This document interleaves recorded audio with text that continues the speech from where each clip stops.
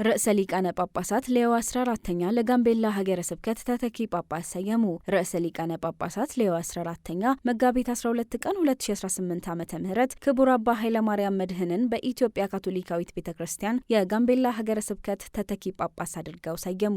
የቀድሞ የኢትዮጵያና የኤርትራ የሳሊዚያን ገዳም የበላይ አለቃ ክቡር አባ ኃይለማርያም ለጋምቤላ ካቶሊካዊ ሰበካ ተተኪ ጳጳስ ሆነው እንዲያገለግሉ የመረጡት ርዕሰ ሊቃነ ጳጳሳት ሌዮ 14ኛ ለክቡር አባ ኃይለማርያም መድኅን እንዲሁም ለመላው የጋምቤላና የአካባቢው ካቶሊክ ምዕመናን የእንኳን ደስ አላችሁ መልእክታቸውን አስተላልፈዋል። ክቡር አባ ኃይለማርያም መድኅን ተስፋይ የሳሌዚያን ዶን ቦስኮ ካህን በጥቅምት ወር 1966 ዓ.ም በአሊቴና ተወለዱ። ጵጵስና ከመሾማቸው በፊት የኢትዮጵያና የኤርትራ ሳሌዚያን ገዳም የበላይ ኃላፊ በመሆን በከፍተኛ ኃላፊነት አገልግለዋል። በዘመን አገልግሎታቸው በወጣቶች ትምህርትና የሙያ ስልጠና ላይ ትኩረት በማድረግ ሰፊ ስራዎችን ሰርተዋል። በሀገሪቱ በነበሩ አስቸጋሪ ጊዜያት በተለይም በሰሜን ኢትዮጵያ ጦርነት ወቅት የሰብአዊ እርዳታን በማስተባበርና ለተጎዱ ወገኖች በመድረስ ከፍተኛ አስተዋጽኦ አበርክተዋል። የጋምቤላ ካቶሊካዊ ሰበካ በኢትዮጵያ ካቶሊካዊት ቤተክርስቲያን ስር የሚገኝና በምዕራብ ኢትዮጵያ ሰፊ የሐዋርያዊ አገልግሎት የሚሰጥ መንፈሳዊ አስተዳደር ነው። ይህ ሀገረ ስብከት እንደ አውሮፓውያን አቆጣጠር በ2000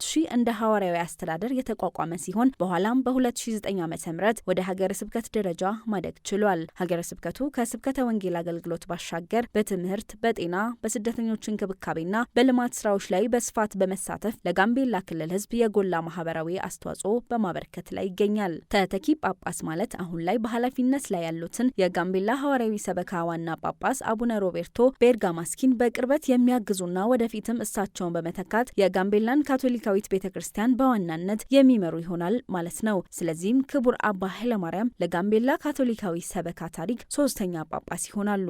ክቡር አባ ኃይለማርያም በመንፈሳዊ አገልግሎታቸውም የተሳካ የስራ ዘመን እንዲሆንላቸው መልካም ምኞታችንን እንገልጻለን።